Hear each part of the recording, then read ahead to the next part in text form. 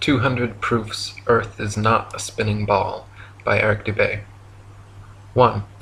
The horizon always appears perfectly flat 360 degrees around the observer regardless of altitude.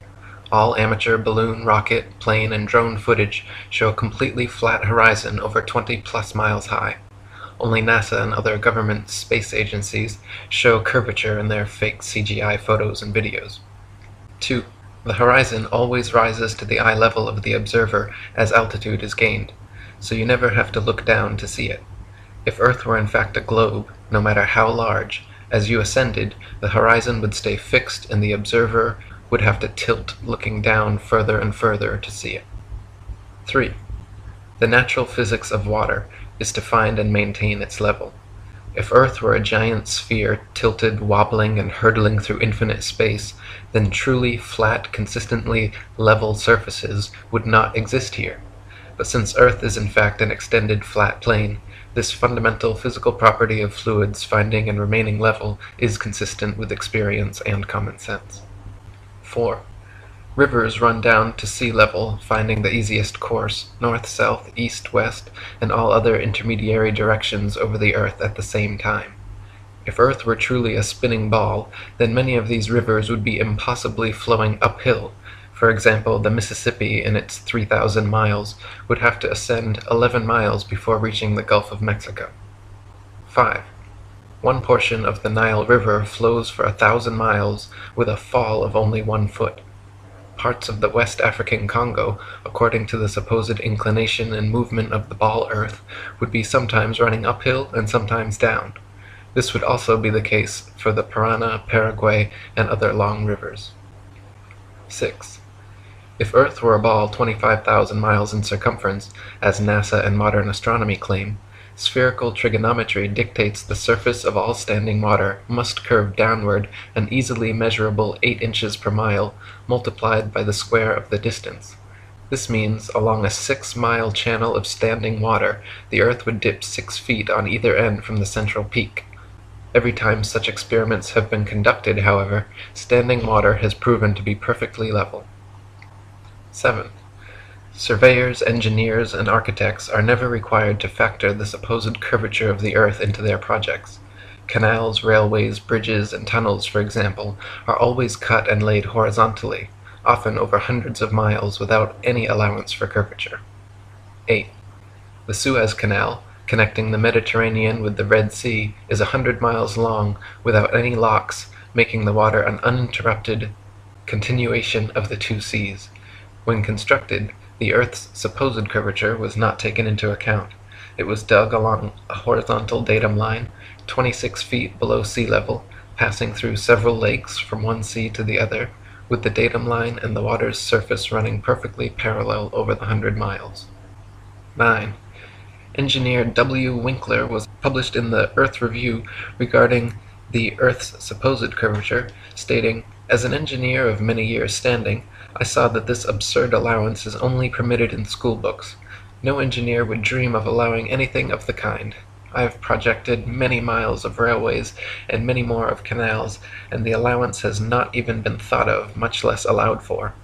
This allowance for curvature means this, that it is 8 inches for the first mile of a canal and increasing at the ratio by the square of the distance in miles.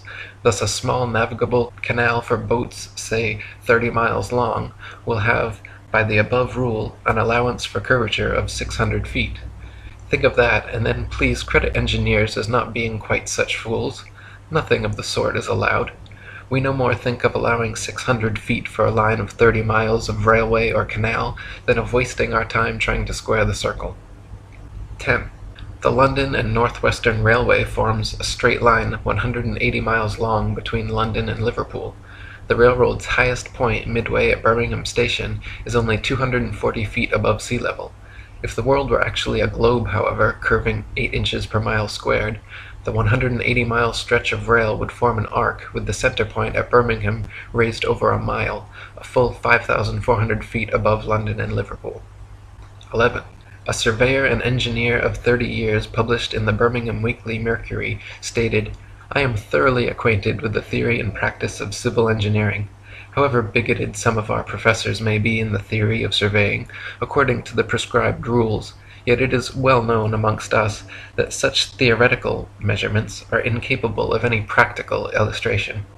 All our locomotives are designed to run on what may be regarded as true levels, or flats. There are, of course, partial inclines or gradients here and there, but they are always accurately defined and must be carefully traversed. But anything approaching to 8 inches in the mile, increasing as the square of the distance, could not be worked by any engine that was ever yet constructed. Taking one station with another, all over England and Scotland, it may be stated that all the platforms are on the same relative level. The distance between eastern and western coasts of England may be set down as 300 miles. If the prescribed curvature was indeed as represented, the central stations at Rugby or Warwick ought to be close upon 3 miles higher than a cord drawn from the two extremities. If such was the case, there is not a driver or stoker within the kingdom that would be found to take charge of the train. We can only laugh at those of your readers who seriously give us credit for such venturesome exploits as running trains round spherical curves. Horizontal curves on levels are dangerous enough. Vertical curves would be 1,000 times worse, and with our rolling stock constructed as at present, physically impossible. 12. The Manchester Ship Canal Company published in the Earth Review stated, "It is customary in railway and canal constructions for all levels to be referred to a datum which is nominally horizontal and is so shown on all sections. It is not the practice in laying out public works to make allowances for the curvature of the earth." 13. In a 19th century French experiment by M.M. and Arago, a powerful lamp with good reflectors was placed on the summit of Desierto las Palmas in Spain, and able to be seen all the way from Capri on the island of Ibiza.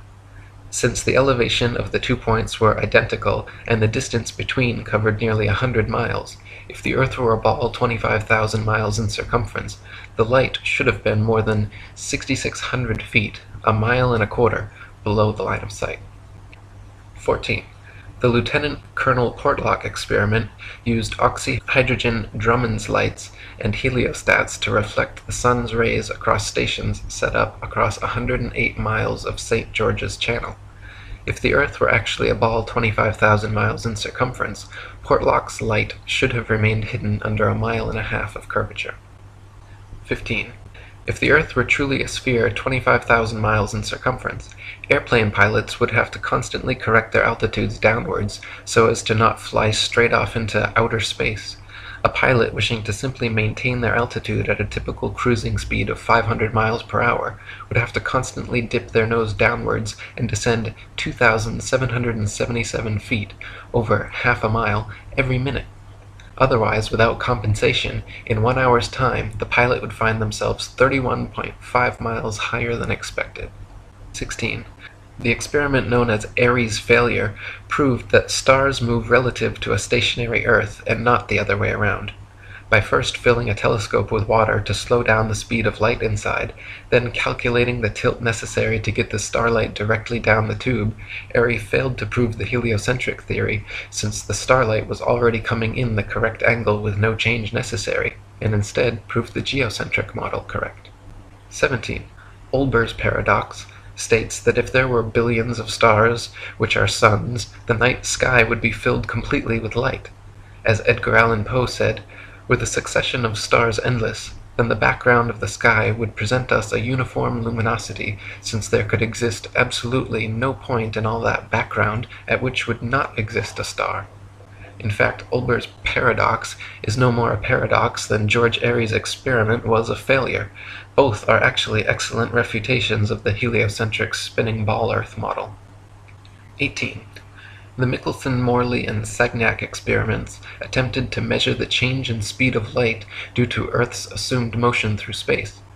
After measuring in every possible different direction in various locations, they failed to detect any significant change whatsoever, again proving the stationary geocentric model. 19. Tycho Brahe famously argued against the heliocentric theory in his time, positing that if the Earth revolved around the Sun, the change in relative position of the stars after 6 months' orbital motion could not fail to be seen. He argued that the stars should seem to separate as we approach and come together as we recede. In actual fact, however, after 190 million miles of supposed orbit around the Sun, not a single inch of parallax can be detected in the stars, proving that we have not moved at all. 20. If Earth were truly constantly spinning eastwards at over 1,000 miles per hour, vertically fired cannonballs and other projectiles should fall significantly due west. In actual fact, however, when this has been tested, vertically fired cannonballs shoot upwards an average of 14 seconds ascending, 14 seconds descending, and fall back to the ground no more than 2 feet away from the cannon, often directly back into the muzzle. 21. If the Earth were truly constantly spinning eastward at over 1,000 miles per hour, helicopters and hot air balloons should be able to simply hover over the surface of the Earth and wait for their destinations to come to them. 22. If Earth were truly constantly spinning eastward at over 1,000 miles per hour, during the Red Bull stratosphere dive, Felix Baumgartner, spending 3 hours ascending over New Mexico, should have landed 2,500 miles west into the Pacific Ocean, but instead landed a few dozen miles east of the takeoff point. 23. Ball believers often claim gravity magically and inexplicably drags the entire lower atmosphere of the Earth in perfect synchronization up to some undetermined height, where this progressively faster spinning atmosphere gives way to the non-spinning, non-gravitized, non-atmosphere of infinite vacuum space. Such nonsensical theories are debunked, however, by rain, fireworks, birds, bugs, clouds, smoke, planes, and projectiles, all of which would behave very differently if both the ball Earth and its atmosphere were constantly spinning eastward at 1,000 miles per hour. 24. If Earth and its atmosphere were constantly spinning eastward over 1,000 miles per hour, then north-south facing cannons should establish a control, while east-firing cannonballs should fall significantly farther than all others, while west-firing cannonballs should fall significantly closer. In actual fact, however, regardless of which direction cannons are fired, the distance covered is always the same. 25. If Earth and its atmosphere were constantly spinning eastwards over 1,000 miles per hour, then the average commercial airliner, traveling 500 miles per hour, should never be able to reach its eastward destinations before they come speeding up from behind. Likewise, westward destinations should be arrived at thrice the speed, but this is not the case. 26. Quoting Heaven and Earth by Gabrielle Henriette, if flying had been invented at the time of Copernicus, there is no doubt that he would have soon realized that his contention regarding the rotation of the Earth was wrong, on account of the relation existing between the speed of an aircraft and that of the Earth's rotation. If the Earth rotates, as it is said, at 1,000 miles an hour, and a plane flies in the same direction at only 500 miles, it is obvious that its place of destination will be farther removed every minute. On the other hand, if flying took place in the opposite direction to that of the rotation, a distance of 1,500 miles would be covered in 1 hour instead of 500, since the speed of the rotation is to be added to that of the plane. It could also be pointed out that such a flying speed of 1,000 miles an hour, which is supposed to be that of the Earth's rotation, has recently been achieved, so that an aircraft flying at this rate in the same direction as that of the rotation could not cover any ground at all. It would remain suspended in mid-air over the spot from which it took off, since both speeds are equal. 27. If Earth and its atmosphere were constantly spinning eastwards over 1,000 miles per hour, landing airplanes on such fast-moving runways, which face all manner of directions, north, south, east, west, and otherwise, would be practically impossible. Yet, in reality, such fictional concerns are completely negligible. 28. If the Earth and its atmosphere were constantly spinning eastwards over 1,000 miles per hour, then clouds, wind, and weather patterns could not casually and unpredictably go every which way, with clouds often traveling in opposing directions at varying altitudes simultaneously. 29. If the Earth and its atmosphere were constantly spinning eastwards over 1,000 miles per hour, this should somewhere, somehow be seen, heard, felt, or measured by someone, yet no one in history has ever experienced this alleged eastward motion. Meanwhile, however, we can hear, feel, and experimentally measure even the slightest westward breeze. 30. In his book South Sea Voyages, Arctic and Antarctic explorer Sir James Clark Ross described his experience on the night of November 27, 1839, and his conclusion that the Earth must be motionless. The sky being very clear, it enabled us to observe the higher stratum of clouds to be moving in an exactly opposite direction to that of the wind, a circumstance which is frequently recorded in our meteorological journal, both in the northeast and southeast trades, and has also often been observed by former voyagers. Captain Basil Hall witnessed it from the summit of the Peak of Teneriffe, and Count Strzelecki, on ascending the volcanic mountain of Kyrenia in Owyhee, reached at 4,000 feet an elevation above that of the trade wind, and experienced the influence of an opposite current of air of a different hydrometric and thermometric condition. Count Strzelecki further informed me of the following seemingly anomalous circumstance: that at the height of 6,000 feet he found the current of air blowing at right angles to both the lower strata, also of a different thermometric condition, but warmer than the interstratum. Such a state of the atmosphere is compatible only with the fact which other evidence has demonstrated, that the earth is at rest. 31. Quoting zetetic cosmogony, Thomas Winship states, "Let imagination picture to the mind what force air would have which was set in motion by a spherical body of 8,000 miles in diameter, which in 1 hour was spinning round 1,000 miles per hour, rushing through space at 65,000 miles per hour, and gyrating across the heavens. Then let conjecture endeavor to discover whether the inhabitants on such a globe could keep their hair on. If the earth globe rotates on its axis at the terrific rate of 1,000 miles per hour, such an immense mass would of necessity cause a tremendous rush of wind in the space it occupied. The wind would go all one way, and anything like clouds which got within the sphere of influence of the rotating sphere would have to go the same way. The fact that the earth is at rest is proved by kite flying." 32. If gravity is credited with being a force strong enough to hold the world's oceans, buildings, people, and atmosphere stuck to the surface of a rapidly spinning ball, then it is impossible for gravity to also simultaneously be weak enough to allow little birds, bugs, and planes to take off and travel freely, unabated in any direction. 33. If gravity is credited with being a force strong enough to curve the massive expanse of oceans around a globular earth, it would be impossible for fish and other creatures to swim through such forcefully held water. 34. Ship captains in navigating great distances at sea never need to factor the supposed curvature of the earth into their calculations. Both plain sailing and great circle sailing, the most popular navigation methods, use plane, not spherical trigonometry, making all mathematical calculations on the assumption that the earth is perfectly flat. If the earth were in fact a sphere, such an errant assumption would lead to constantly glaring inaccuracies. Plain sailing has worked perfectly fine in both theory and practice for thousands of years, however, and plane trigonometry has time and again proven more accurate than spherical trigonometry in determining distances across the oceans. 35. If the earth were truly a globe, then every line of latitude south of the equator would have to measure a gradually smaller and smaller circumference the farther south traveled. If, however, the earth is an extended plane, then every line of latitude south of the equator should measure a gradually larger and larger circumference the farther south traveled. The fact that many captains navigating south of the equator, assuming the globular theory, have found themselves drastically out of reckoning, more so the farther south traveled, testifies to the fact that Earth is not a ball. 36.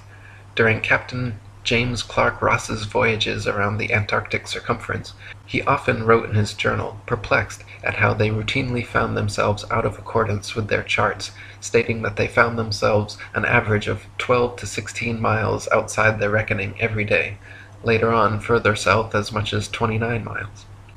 37.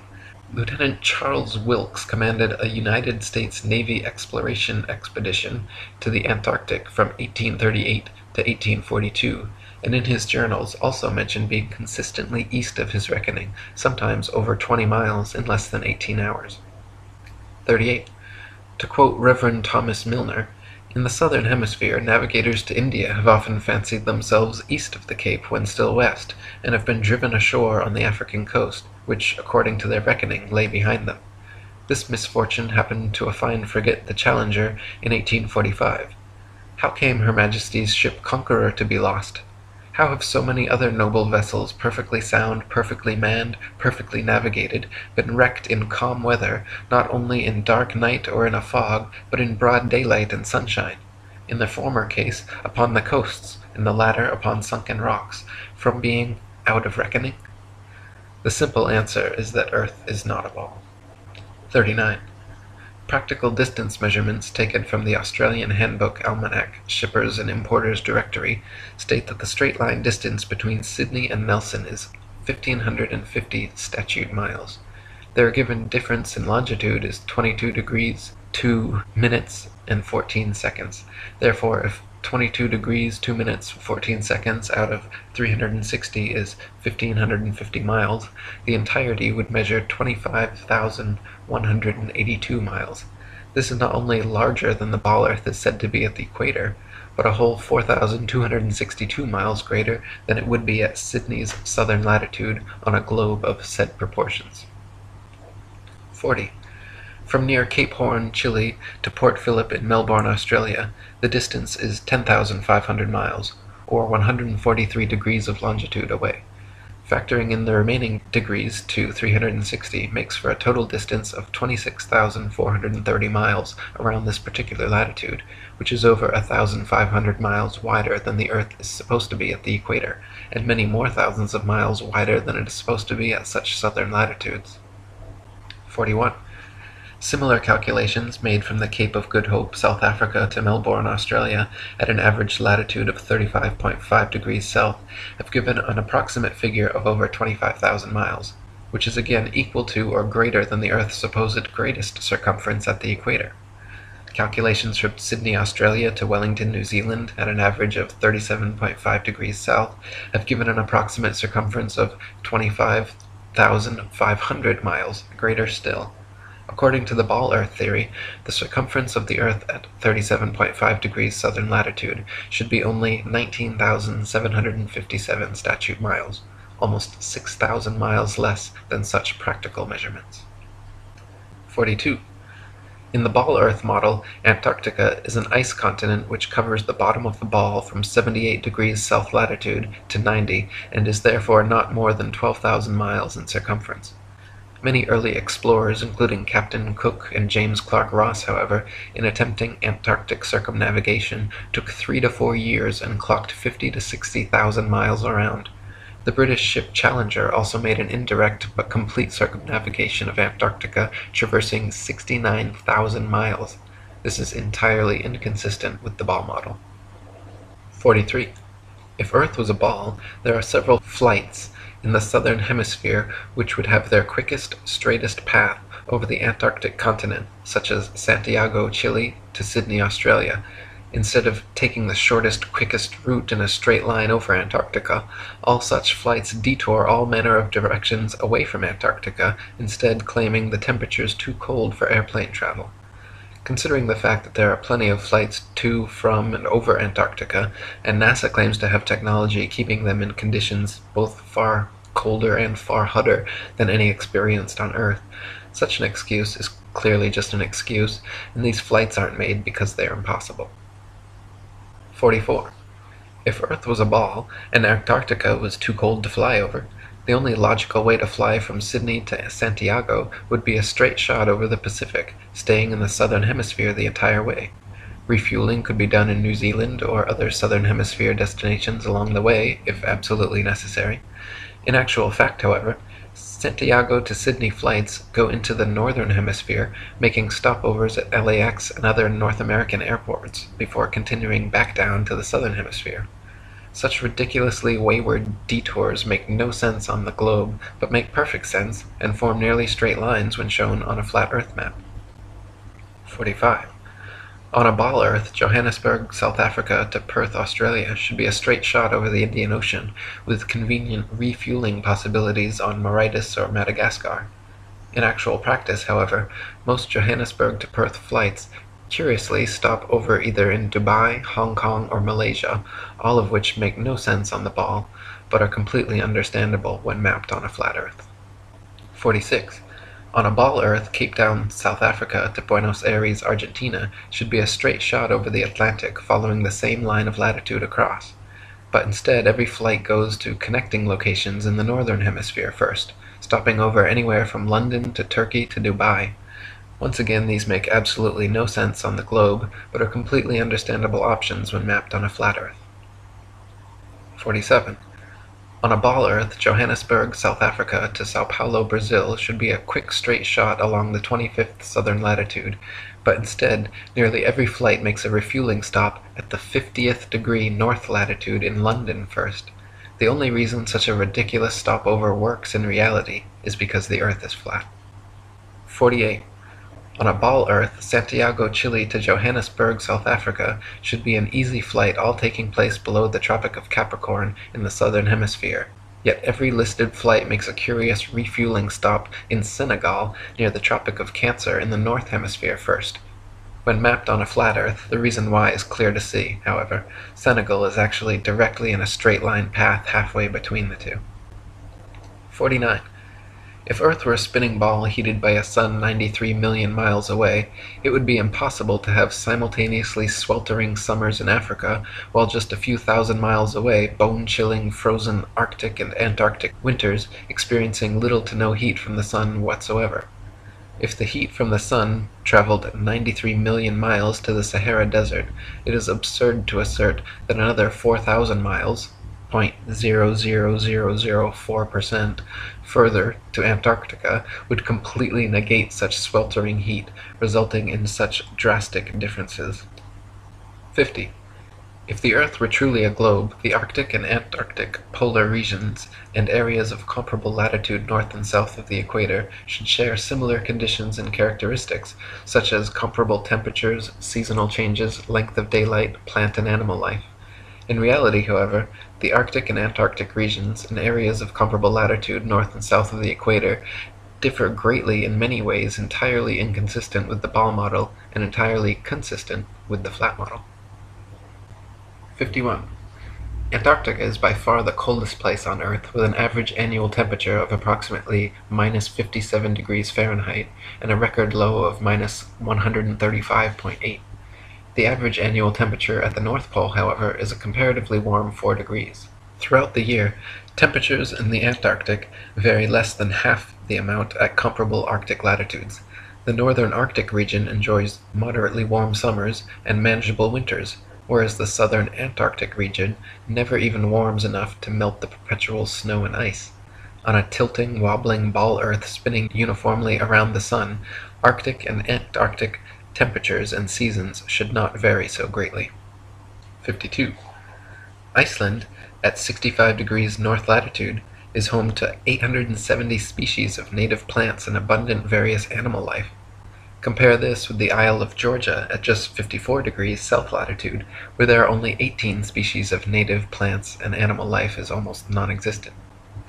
The same latitude as Canada or England in the north, where dense forests of various tall trees abound, the infamous Captain Cook wrote of Georgia that he was unable to find a single shrub large enough to make a toothpick.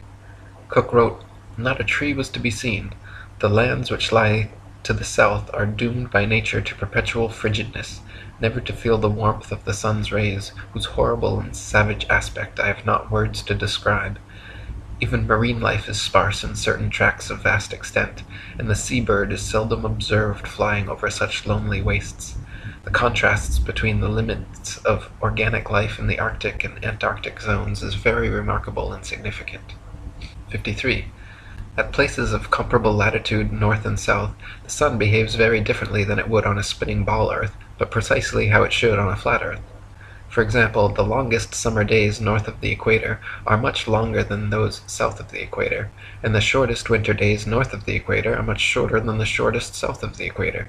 This is inexplicable on a uniformly spinning, wobbling ball Earth, but fits exactly on a flat model with the sun traveling circles over and around the Earth from tropic to tropic. 54. At places of comparable latitude north and south, Dawn and dusk happen very differently than they would on a spinning ball, but precisely how they should on a flat Earth. In the north, dawn and dusk come slowly and last far longer than in the south, where they come and go very quickly. Certain places in the north twilight can last for over an hour, while at comparable southern latitudes, within a few minutes the sunlight completely disappears. This is inexplicable on a uniformly spinning, wobbling ball Earth, but is exactly what is expected on a flat Earth with the sun traveling faster, wider circles over the south and slower, narrower circles over the north. 55. If the sun circles over and around the Earth every 24 hours, steadily traveling from tropic to tropic every 6 months, it follows that the northern central region would annually receive far more heat and sunlight than the southern circumferential region. Since the sun must sweep over the larger southern region in the same 24 hours it has to pass over the smaller northern region, its passage must necessarily be proportionally faster as well. This perfectly explains the differences in Arctic and Antarctic temperatures, seasons, length of daylight, plant and animal life. This is why the Antarctic morning dawn and evening twilight are very abrupt compared to the north, and this explains why many midsummer Arctic nights the sun does not set at all. 56. The midnight sun is an Arctic phenomenon occurring annually during the summer solstice, where for several days straight, an observer significantly far enough north can watch the sun traveling circles overhead, rising and falling in the sky throughout the day, but never fully setting for upwards of 72 plus hours. If the Earth were actually a spinning globe revolving around the sun, the only place such a phenomenon as the midnight sun could be observed would be at the poles. Any other vantage point from 89 degrees latitude downwards could never, regardless of any tilt or inclination, see the sun for 24 hours straight. To see the sun for an entire revolution on a spinning globe at a point other than the poles, you would have to be looking through miles and miles of land and sea for part of the revolution. 57. The establishment claims the midnight sun is experienced in Antarctica, but they conveniently do not have any uncut videos showing this, nor do they allow independent explorers to travel to Antarctica during the winter solstice to verify or refute these claims. Conversely, there are dozens of uncut videos publicly available showing the Arctic midnight sun, and it has been verified beyond any shadow of a doubt. 58. The Royal Belgian Geographical Society, in their Expedition Antarctique Belge, recorded that during the most severe part of the Antarctic winter, from 71 degrees south latitude onwards, the sun sets on May 17th and is not seen above the horizon again until July 21st. This is completely at odds with the ball Earth theory, but easily explained by the flat Earth model. The midnight sun is seen from high altitudes in extreme northern latitudes during Arctic summer because the sun, at its innermost cycle, is circling tightly enough around the polar center that it remains visible above the horizon for someone at such a vantage point. Likewise, in extreme southern latitudes during Arctic summer, the sun completely disappears from view for over 2 months, because there, at the northern tropic, the innermost arc of its boomerang journey, the sun is circling the northern center too tightly to be seen from the southern circumference. 59. Quoting Gabrielle Henriette, "The theory of the rotation of the Earth may once and for all be definitely disposed of as impracticable by pointing out the following inadvertence. It is said that the rotation takes 24 hours and that its speed is uniform, in which case, necessarily, days and nights should have an identical duration of 12 hours each all the year round. The sun should invariably rise in the morning and set in the evening at the same hours, with the result that it would be the equinox every day from the 1st of January to the 31st of December. One should stop and reflect on this before saying that the Earth has a movement of rotation. How does the system of gravitation account for the seasonal variations in the length of days and nights if the Earth rotates at a uniform speed in 24 hours? 60. Anyone can prove the sea horizon perfectly straight and the Earth perfectly flat using nothing more than a level, tripods, and a wooden plank. At any altitude above sea level, simply fix a 6 to 12 foot long smooth leveled board edgewise upon tripods and observe the skyline from eye level behind it. The distant horizon will always appear perfectly level with the upper edge of the board. Furthermore, if you move in a half circle from one end of the board to the other, whilst observing the skyline over the upper edge, you will be able to trace a clear, flat 10 to 20 miles depending on your altitude. This would be impossible if the Earth were a globe 25,000 miles in circumference. The horizon would align over the center of the board, but then gradually, noticeably decline towards the extremities.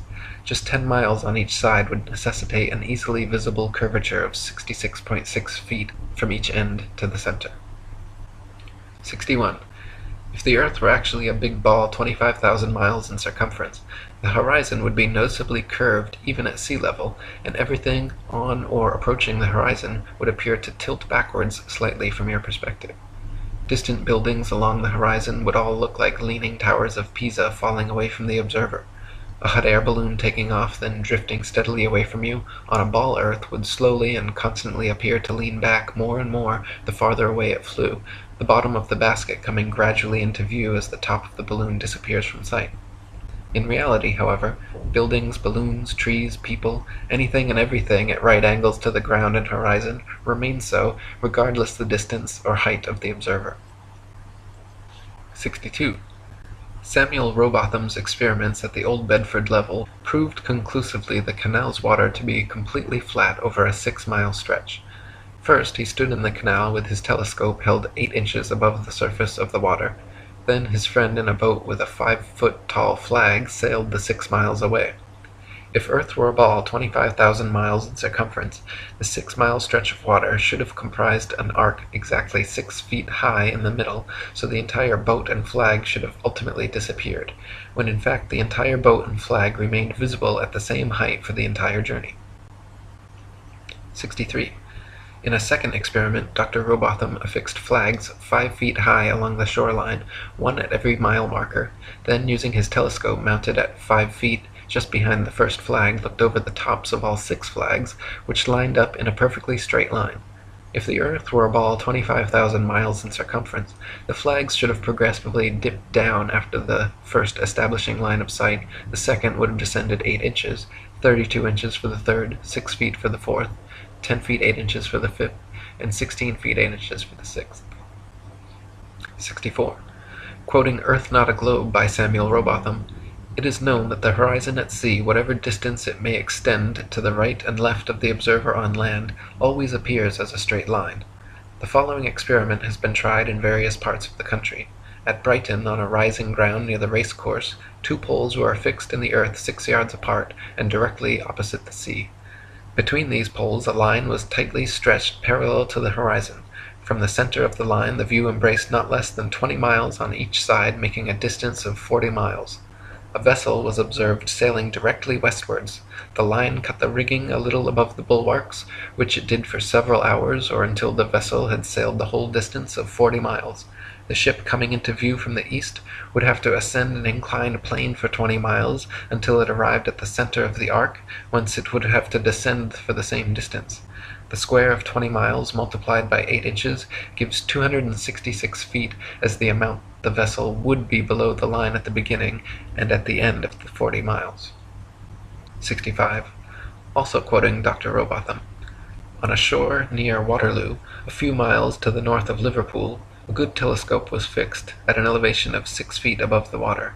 It was directed to a large steamer just leaving the River Mersey and sailing out to Dublin. Gradually the masthead of the receding vessel came nearer to the horizon, until at length, after more than 4 hours had elapsed, it disappeared. The ordinary rate of sailing of the Dublin steamers was fully 8 miles an hour, so that the vessel would be at least 32 miles distant when the masthead came to the horizon. The 6 feet of elevation of the telescope would require 3 miles to be deducted for convexity, which would leave 29 miles, the square of which, multiplied by 8 inches, gives 560 feet, deducting 80 feet for the height of the main mast, and we find that, according to the doctrine of rotundity, the masthead of the outward-bound steamer should have been 480 feet below the horizon.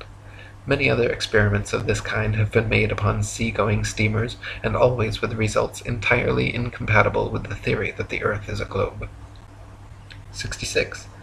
Dr. Rowbotham conducted several other experiments using telescopes, spirit levels, sextants, and theodolites, special precision instruments used for measuring angles in horizontal or vertical planes.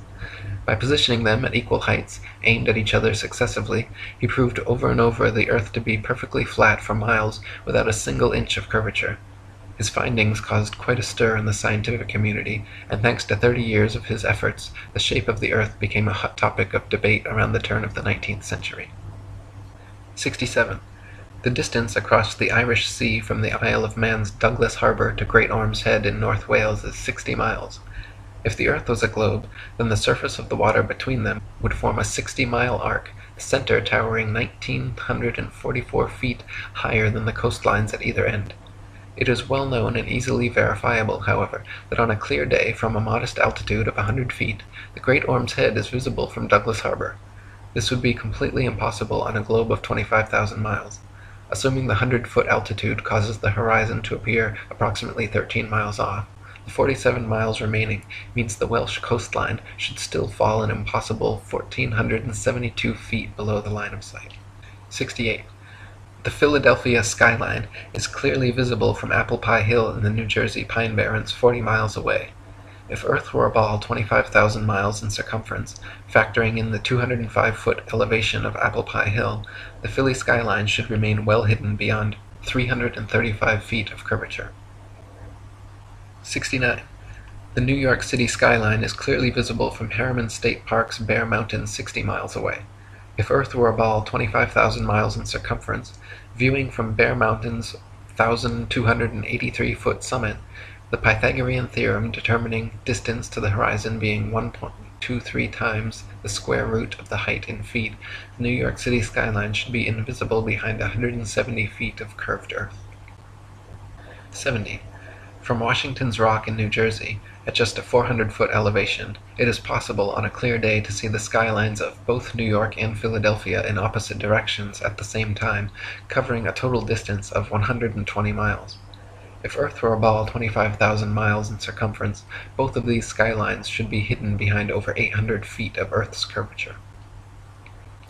71. It is often possible to see the Chicago skyline from sea level 60 miles away across Lake Michigan.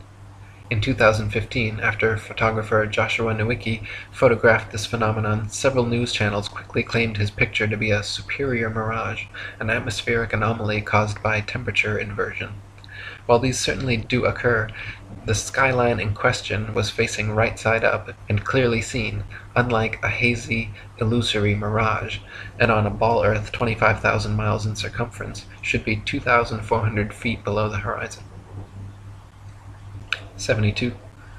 October 16, 1854, the Times newspaper reported the Queen's visit to Great Grimsby from Hull, recording they were able to see the 300-foot-tall dock tower from 70 miles away.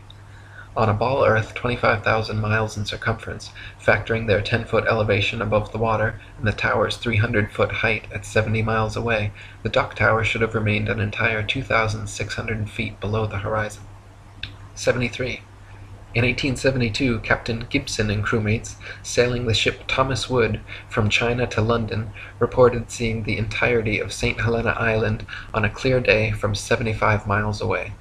Factoring in their height during measurement on a ball Earth 25,000 miles in circumference, it was found the island should have been 3,650 feet below their line of sight.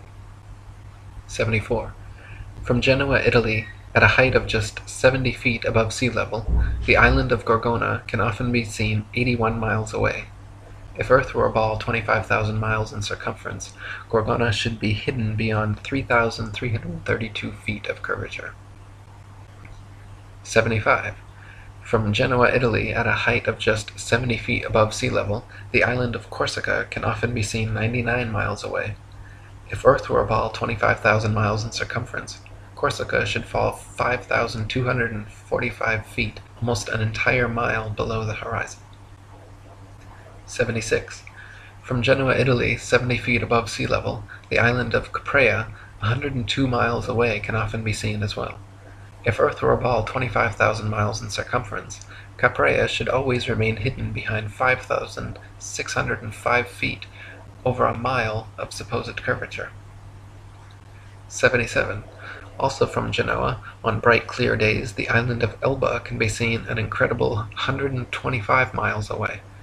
If Earth were a ball 25,000 miles in circumference, Elba should be forever invisible behind 8,770 feet of curvature. 78. From Anchorage, Alaska, at an elevation of 102 feet, on clear days, Mount Foraker can be seen with the naked eye 120 miles away.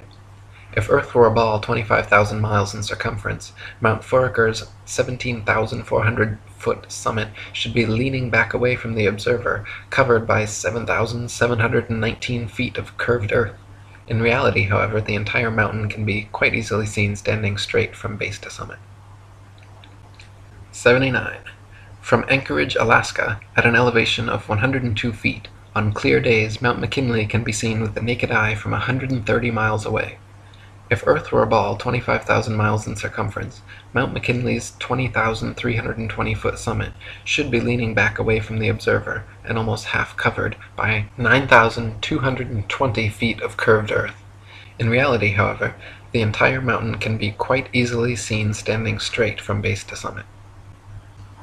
80. In Chambers' Journal, February 1895, a sailor near Mauritius in the Indian Ocean reported having seen a vessel which turned out to be an incredible 200 miles away. The incident caused much heated debate in nautical circles at the time, gaining further confirmation in Aden, Yemen, where another witness reported seeing a missing Bombay steamer from 200 miles away. He correctly stated the precise appearance, location, and direction of the steamer, all later corroborated and confirmed correct by those on board.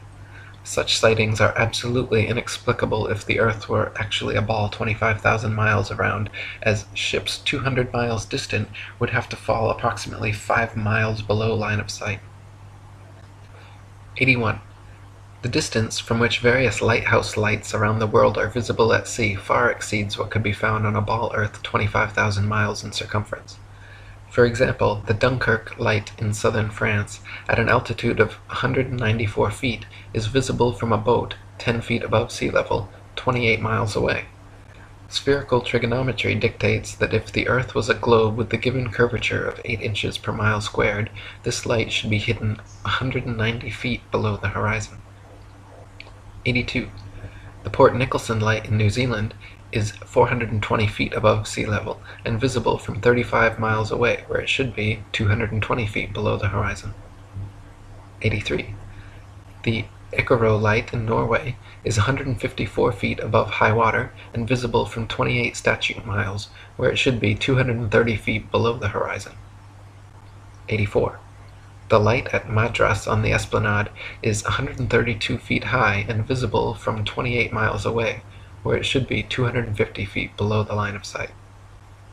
85. The Cordonan light on the west coast of France is 207 feet high and visible from 31 miles away, where it should be 280 feet below the line of sight. 86. The light at Cape Bonavista, Newfoundland, is 150 feet above sea level and visible at 35 miles, where it should be 491 feet below the horizon. 87. The lighthouse steeple of St. Botolph's Parish Church in Boston is 290 feet tall and visible from over 40 miles away, where it should be hidden a full 800 feet below the horizon. 88. The Isle of Wight Lighthouse in England is 180 feet high and can be seen up to 42 miles away, a distance at which modern astronomers say the light should fall 996 feet below the line of sight. 89. The Cape Legolas Lighthouse in South Africa is 33 feet high, 238 feet above sea level, and can be seen for over 50 miles. If the world were a globe, this light would fall 1,400 feet below an observer's line of sight. 90. The Statue of Liberty in New York stands 326 feet above sea level, and on a clear day can be seen as far as 60 miles away. If the Earth were a globe, that would put Lady Liberty at an impossible 2,074 feet below the horizon. 91. The lighthouse at Port Said, Egypt, at an elevation of only 60 feet, has been seen an astonishing 58 miles away, where, according to modern astronomy, it should be 2,182 feet below the line of sight. 92. The Notre Dame Antwerp spire stands 403 feet high from the foot of the tower, with Strasbourg measuring 468 feet above sea level. With the aid of a telescope, ships can be distinguished on the horizon, and captains declare they can see the cathedral spire from an amazing 150 miles away. If the Earth were a globe, however, at that distance the spire should be an entire mile, 5,280 feet below the horizon. 93. The St. George's Channel between Holyhead and Kingstown Harbour near Dublin is 60 miles across. When halfway across, a ferry passenger will notice behind them the light on Holyhead Pier as well as in front of them the Poolbeg light in Dublin Bay. The Holyhead Pier light is 44 feet high, while the Poolbeg lighthouse 68 feet. Therefore, a vessel in the middle of the channel, 30 miles from either side, standing on a deck 24 feet above the water, can clearly see both lights.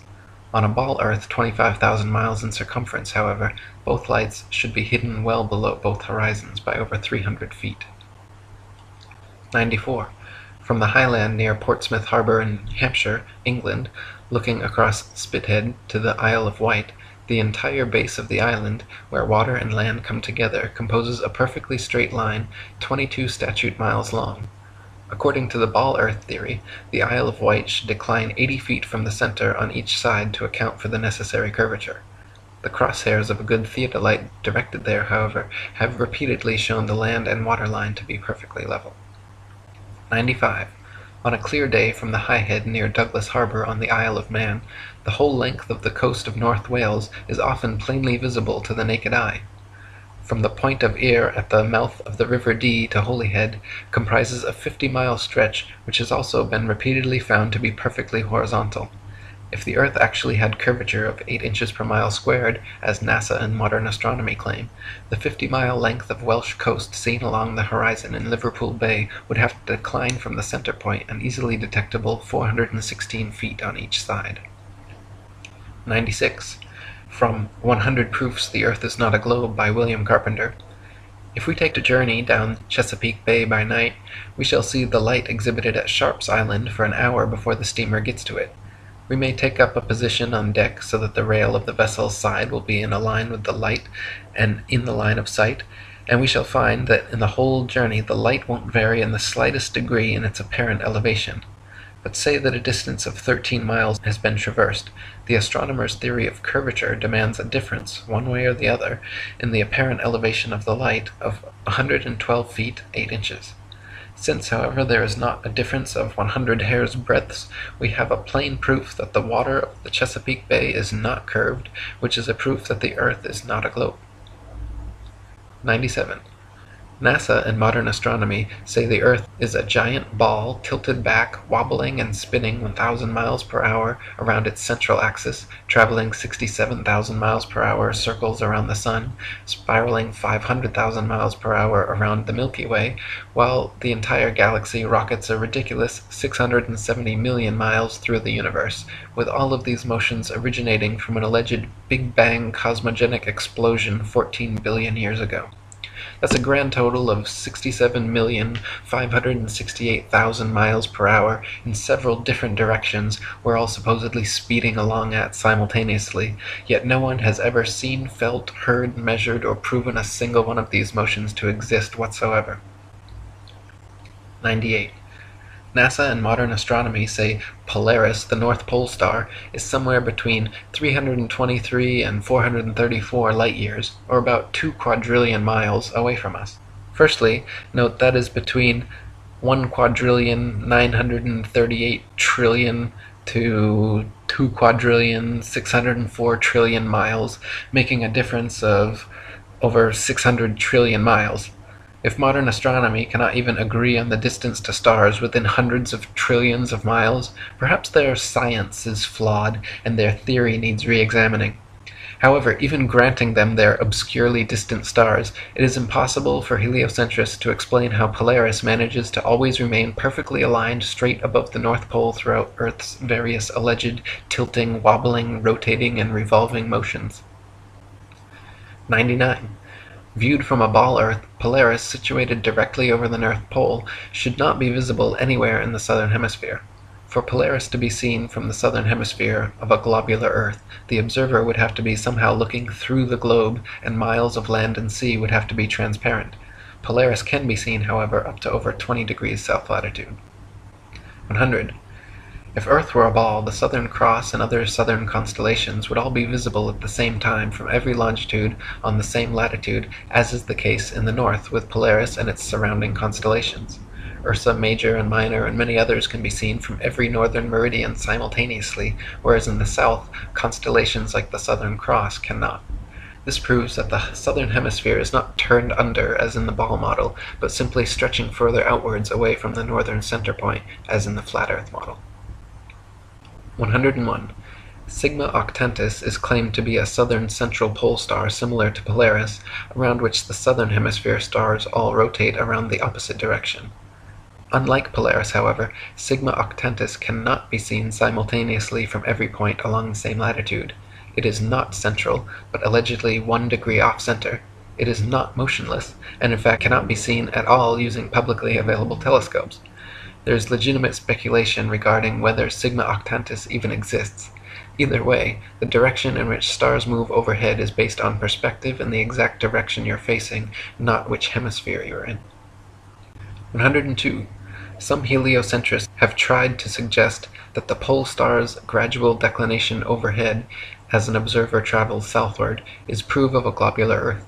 Far from it, the declination of the pole star or any other object is simply a result of the law of perspective on plane, flat surfaces. The law of perspective dictates that the angle and height at which an object is seen diminishes the farther one recedes from the object, until at a certain point the line of sight and the seemingly uprising surface of the Earth converges to a vanishing point, i.e. the horizon line, beyond which the object is invisible. In the ball Earth model, the horizon is claimed to be the curvature of the Earth, whereas in reality, the horizon is known to simply be the vanishing line of perspective based on the strength of your eye's instruments, weather, and altitude. 103.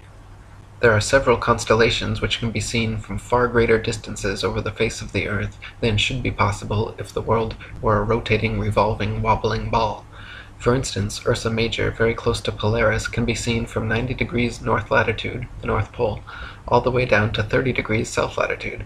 For this to be possible on a ball Earth, the southern observers would have to be seeing through hundreds or thousands of miles of bulging Earth to the northern sky.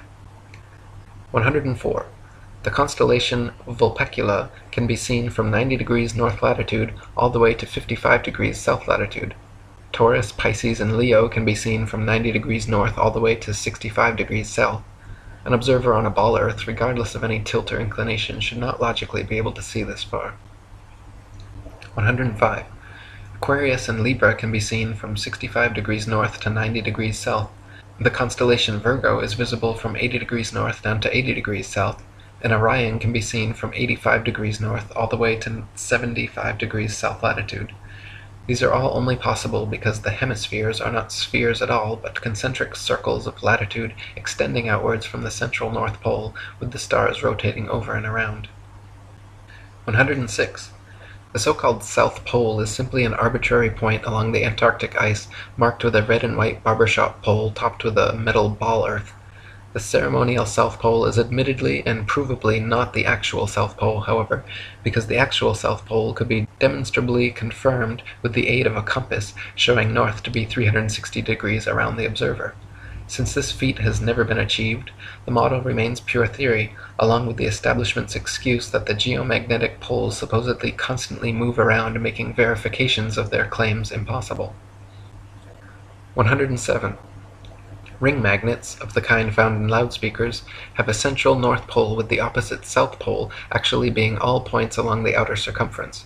This perfectly demonstrates the magnetism of our flat Earth, whereas the alleged source of magnetism in the ball Earth model is emitted from a hypothetical molten magnetic core in the center of the ball, which they claim conveniently causes both poles to constantly move, thus evading independent verification at their two ceremonial poles.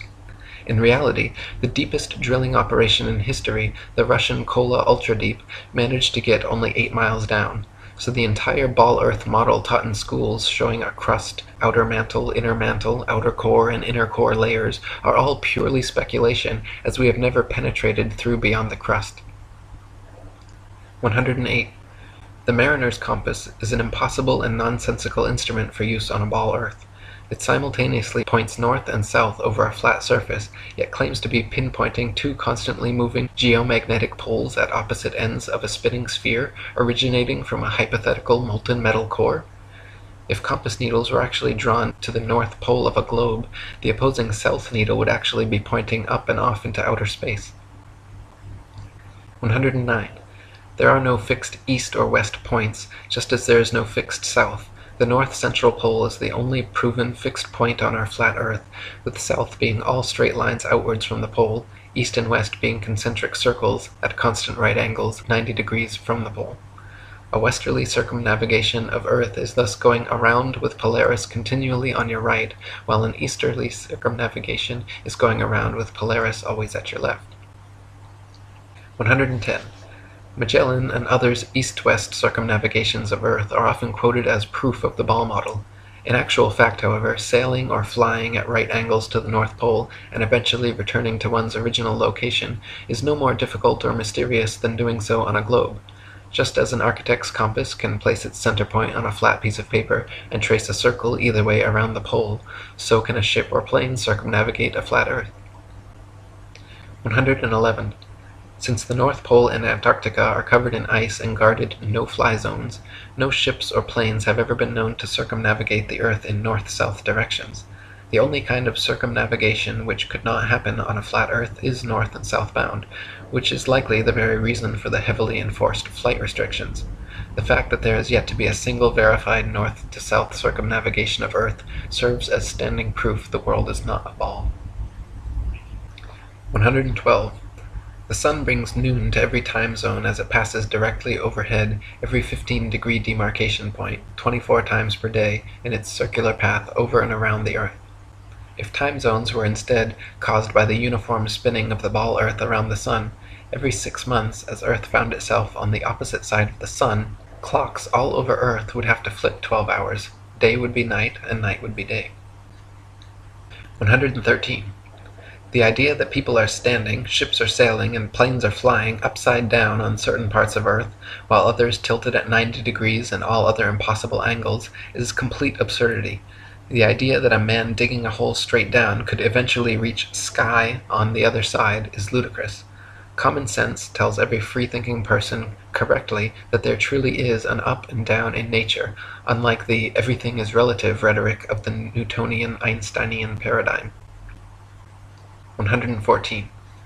Quoting On the False Wisdom of the Philosophers by Lactantius, a sphere where people on the other side live with their feet above their heads, where rain, snow, and hail fall upwards, where trees and crops grow upside down, and the sky is lower than the ground, the ancient wonder of the hanging gardens of Babylon dwindle into nothing in comparison to the fields, seas, towns, and mountains that pagan philosophers believe to be hanging from the earth without support.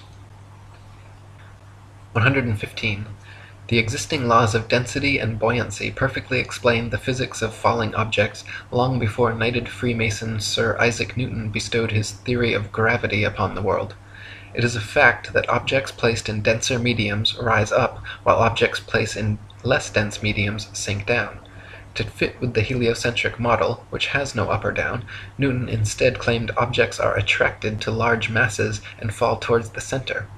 Not a single experiment in history, however, has shown an object massive enough to, by virtue of its mass alone, cause other smaller masses to be attracted to it, as Newton claims gravity does with the Earth, the Sun, Moon, stars, and planets.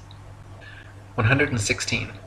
There has also never been a single experiment in history showing an object massive enough to, by virtue of its mass alone, cause another smaller mass to orbit around it.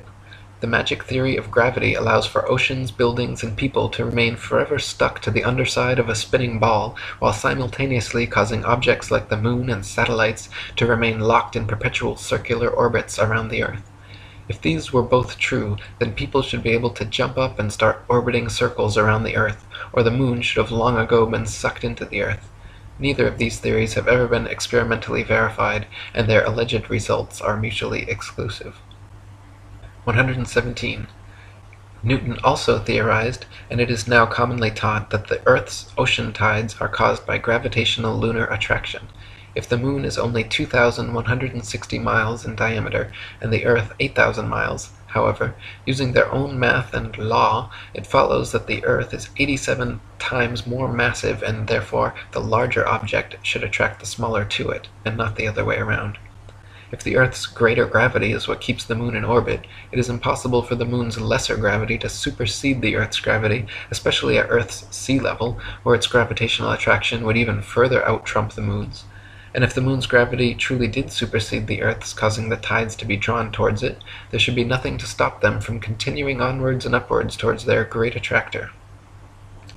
118. Furthermore, the velocity and path of the Moon are uniform, and should therefore exist a uniform influence on the Earth's tide, when in actuality Earth's tides vary greatly and do not follow the Moon. Earth's lakes, ponds, marshes, and other inland bodies of water also inexplicably remain forever outside the Moon's gravitational grasp.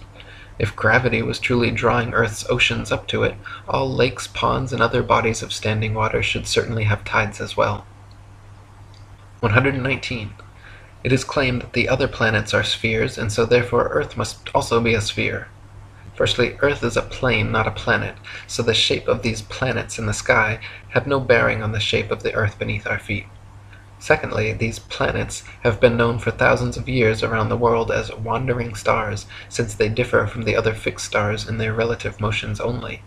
When looked at with an unprejudiced naked eye or through a telescope, the fixed and wandering stars appear as luminous disks of light, not spherical terra firma. The pictures and videos shown by NASA of spherical terra firma planets are all clearly fake computer-generated images and not photographs. 120. The etymology of the word planet actually comes from the late Old English planet, or from Old French planet, from Latin planeta, from Greek planetes, planetae, wandering stars, or to wander, of unknown origin, to spread, or notion of spread out, from Latin planum, flat surface, plane, level, plane. They just added a T to our Earth plane, and everyone bought it. 121. When you observe the Sun and Moon, you see two equally sized equidistant circles tracing similar paths at similar speeds around a flat stationary Earth.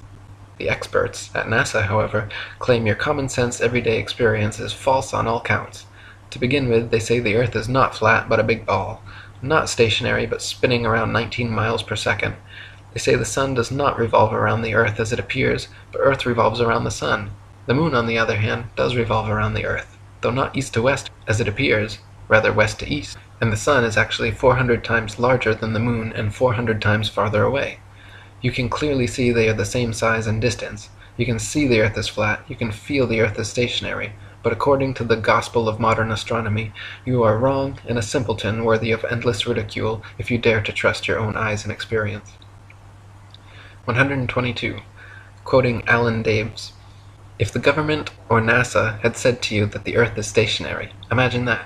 And then imagine we are trying to convince people that no, it's not stationary, it's moving forward at 32 times rifle bullet speed and spinning at 1,000 miles per hour. We would be laughed at. We would have so many people telling us, you're crazy, the Earth's not moving. We would be ridiculed for having no scientific backing for this convoluted moving Earth theory. And not only that, but then people would say, oh, then how do you explain a fixed calm atmosphere and the sun's observable movement? How do you explain that? Imagine saying to people, no, the atmosphere is moving also, but is somehow magically velcroed to the moving Earth. The reason is not simply because the Earth is stationary. So what we are actually doing is what makes sense. We are saying that the moving Earth theory is nonsense. The stationary Earth theory makes sense, and we are being ridiculed. You've got to picture it being the other way around to realize just how ridiculous the situation is. This theory from the government and NASA that the Earth is rotating and orbiting and leaning over and wobbling is absolute nonsense, and yet people are clinging to it tightly like a teddy bear. They just can't bring themselves to face the possibility that the Earth is stationary, though all evidence shows it. We feel no movement, the atmosphere hasn't been blown away, we see the sun move from east to west. Everything can be explained by a motionless Earth without bringing in all these assumptions to cover up previous assumptions gone bad. 123. Heliocentrists' astronomical figures always sound perfectly precise, but they have historically been notorious for regularly and drastically changing them to suit their various models. For instance, in his time, Copernicus calculated the sun's distance from Earth to be 3,391,200 miles. The next century, Johannes Kepler decided it was actually 12,376,800 miles away. Isaac Newton once said, "It matters not whether we reckon it 28 or 54 million miles distant, for either would do just as well." How scientific! Benjamin Martin calculated between 81 and 82 million miles. Thomas Dilworth claimed 93,726,900 miles. John Hine stated positively 95,298,260 miles. Benjamin Gould said more than 96 million miles, and Christian Mayer thought it was more than 104 million. Flat earthers throughout the ages, conversely, have used sextants and plane trigonometry to make such calculations, and found the sun and the moon both to be only about 32 miles in diameter and less than a few thousand miles from Earth. 124. Amateur balloon footage taken above the clouds has provided stunning visual proof that the sun cannot be millions of miles away. In several shots, you can see a clear hotspot reflecting on the clouds directly below the sun's spotlight-like influence. If the sun were actually millions of miles away, such a small localized hotspot could not occur. 125. Another proof the sun is not millions of miles away is found by tracing the angle of sun rays back to their source above the clouds. There are thousands of pictures showing how sunlight comes down through cloud cover at a variance of converging angles. The area of convergence is, of course, the sun, and is not millions of miles away, but rather relatively close to Earth, just above the clouds. 126. The sun's annual journey from tropic to tropic, solstice to solstice, is what determines the length and character of days, nights, and seasons. This is why equatorial regions experience almost year-round summer and heat, while higher latitudes north, and especially south, experience more distinct seasons with harsh winters.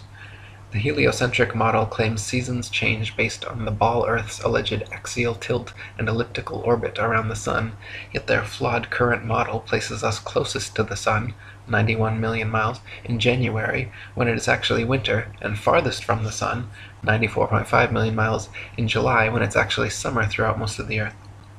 127. The fact that the sun and moon's reflections on water always form a straight-line path from the horizon to the observer proves the Earth is not a ball. If the Earth's surface was curved, it would be impossible for the reflected light to curve over the ball from horizon to observer. 128. There are huge centuries-old stone sundials and moondials all over the world, which still tell the time now down to the minute as perfectly as the day they were made. If the Earth, Sun, and Moon were truly subject to the number of contradictory, revolving, rotating, wobbling, and spiraling motions claimed by modern astronomy, it would be impossible for these monuments to so accurately tell time without constant adjustment. 129. To quote William Carpenter, "Why in the name of common sense should observers have to fix their telescopes on solid stone bases so that they should not move a hair's breadth, if the earth on which they fix them moves at the rate of 19 miles in a second? Indeed, to believe that 6,000 million tons is rolling, surging, flying, darting on through space forever, with a velocity compared with which a shot from a cannon is a very slow coach, with such unerring accuracy that a telescope fixed on granite pillars in an observatory will not enable a lynx-eyed astronomer to detect a variation in its onward motion of the thousandth part of a hair's breadth, is to conceive a miracle compared with which all the miracles on record put together would sink into utter insignificance. Since we can, in middle north latitudes, see the North Star, on looking out of a window that faces it, and out of this very same corner of the very same pane of glass in the very same window, all the year round, it is proof enough for any man in his senses that we have not made any motion at all, and that the earth is not a globe. 130. From Earth Not a Globe by Samuel Robotham.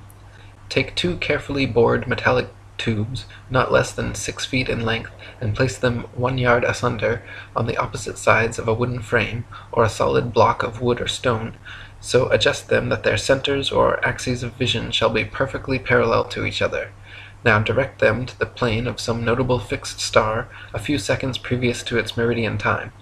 Let an observer be stationed at each tube, and the moment the star appears in the first tube, let a loud knock or other signal be given, to be repeated by the observer at the second tube when he sees the same star. A distinct period of time will elapse between the signals given. The signals will follow each other in very rapid succession, but still, the time between is sufficient to show that the same star is not visible at the same moment by two parallel lines of sight when only 1 yard asunder. A slight inclination of the second tube towards the first tube would be required for the star to be seen through both tubes at the same instant. Let the tubes remain in their positions for 6 months, at the end of which time the same observation or experiment will produce the same results.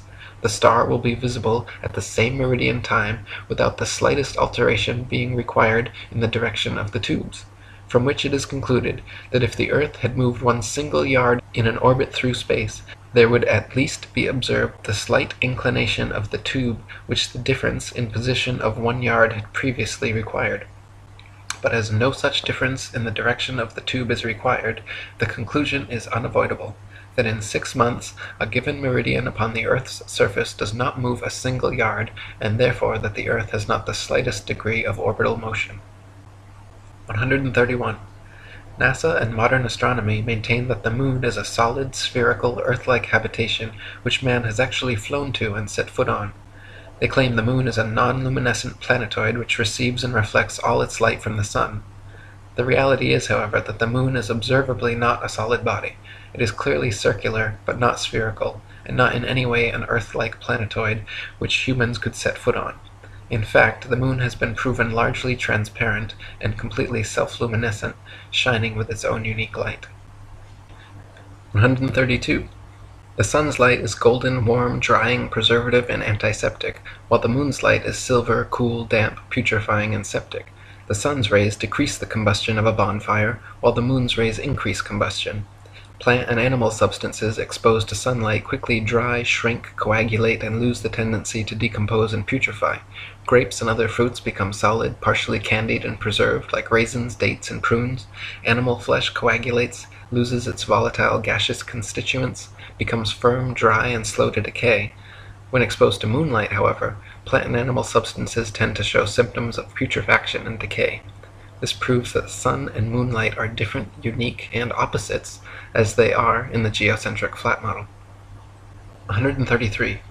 In direct sunlight, a thermometer will read higher than another thermometer placed in the shade, but in full direct moonlight, a thermometer will read lower than another placed in the shade. If the sun's light is collected in a large lens and thrown to a focus point, it can create significant heat, while the moon's light collected similarly creates no heat. In the Lancet Medical Journal from March 14, 1856, particulars are given of several experiments which prove the moon's rays, when concentrated, can actually reduce the temperature upon a thermometer more than 8 degrees. So sunlight and moonlight clearly have altogether different properties. 134. Furthermore, the moon itself cannot physically be both a spherical body and a reflector of the sun's light. Reflectors must be flat or concave for light rays to have any angle of incidence. If a reflector's surface is convex, then every ray of light points in a direct line with the radius perpendicular to the surface, resulting in no reflection. 135. Not only is the moon clearly self-luminescent, shining its own unique light, but it is also largely transparent. When the waxing or waning moon is visible during the day, it is possible to see the blue sky right through the moon. And on a clear night, during a waxing or waning cycle, it is even possible to occasionally see stars and planets directly through the surface of the moon. The Royal Astronomical Society has on record many such occurrences throughout history which all defy the heliocentric model. 136. Many people think that modern astronomy's ability to accurately predict lunar and solar eclipses is a result and proof positive of the heliocentric theory of the universe. The fact of the matter, however, is that eclipses have been accurately predicted by cultures worldwide for thousands of years before the heliocentric ball Earth was even a glimmer in Copernicus's imagination. Ptolemy, in the 1st century AD, accurately predicted eclipses for 600 years on the basis of a flat stationary Earth with equal precision as anyone living today. All the way back in 600 BC, Thales accurately predicted an eclipse which ended the war between the Medes and the Lydians. Eclipses happen regularly with precision in 18-year cycles, so regardless of geocentric or heliocentric, flat or globe Earth cosmologies, eclipses can be accurately calculated independent of such factors. 137. Another assumption and supposed proof of the Earth's shape, heliocentrists claim that lunar eclipses are caused by the shadow of the ball Earth occulting the moon. They claim the Sun, Earth, and Moon spheres perfectly align like three billiard balls in a row, so that the Sun's light casts the Earth's shadow onto the Moon. Unfortunately for heliocentrists, this explanation is rendered completely invalid due to the fact that lunar eclipses have happened and continue to happen regularly when both the Sun and Moon are still visible together above the horizon. For the Sun's light to be casting Earth's shadow onto the Moon, the three bodies must be aligned in a straight 180-degree syzygy, but as early as the time of Pliny, there are records of lunar eclipses happening while both the Sun and Moon are visible in the sky. Therefore, the eclipser of the Moon cannot be the Earth or Earth's shadow, and some other explanation must be sought. 138. Another favorite proof of ball earthers is the appearance from an observer on shore of ships' hulls being obfuscated by the water and disappearing from view when sailing away towards the horizon. Their claim is that ships' hulls disappear before their mastheads because the ship is beginning its declination around the convex curvature of the ball earth. Once again, however, their hasty conclusion is drawn from a faulty premise, namely that only on a ball earth could this phenomenon occur. The fact of the matter is that the law of perspective on plane surfaces dictates and necessitates the exact same occurrence. For example, a girl wearing a dress walking away towards the horizon will appear to sink into the earth the farther away she walks. Her feet will disappear from view first, and the distance between the ground and the bottom of her dress will gradually diminish until, after a half a mile, it seems like her dress is touching the ground as she walks on invisible legs. Such is the case on plane surfaces. The lowest parts of objects receding from a given point of observation necessarily disappear before the highest. 139. Not only is the disappearance of ships' hulls explained by the law of perspective on flat surfaces, it is proven undeniably true with the aid of a good telescope. If you watch a ship sailing away into the horizon with the naked eye until its hull has completely disappeared from view under the supposed curvature of the earth, then look through a telescope, you will notice the entire ship quickly zooms back into view, hull and all, proving that the disappearance was caused by the law of perspective, not by a wall of curved water. This also proves that the horizon is simply the vanishing line of perspective from your point of view, not the alleged curvature of the earth. 140. Foucault's pendulums are often quoted as proof of a rotating earth, but upon closer investigation prove the opposite. To begin with, Foucault's pendulums do not uniformly swing in any one direction. Sometimes they rotate clockwise and sometimes counterclockwise. Sometimes they fail to rotate, and sometimes they rotate far too much. The behavior of the pendulum actually depends on 1. The initial force beginning its swing, and 2. The ball and socket joint, which most readily facilitates circular motion over any other. The supposed rotation of the earth is completely inconsequential and irrelevant to the pendulum's swing. If the alleged constant rotation of the earth affected pendulums in any way, then there should be no need to manually start pendulums in motion. If the Earth's diurnal rotation caused the 360-degree uniform diurnal rotation of pendulums, then there should not exist a stationary pendulum anywhere on Earth. 141. The Coriolis effect is often said to cause sinks in toilet bowls in the northern hemisphere to drain spinning in one direction, while in the southern hemisphere causing them to spin the opposite way, thus providing proof of the spinning ball Earth.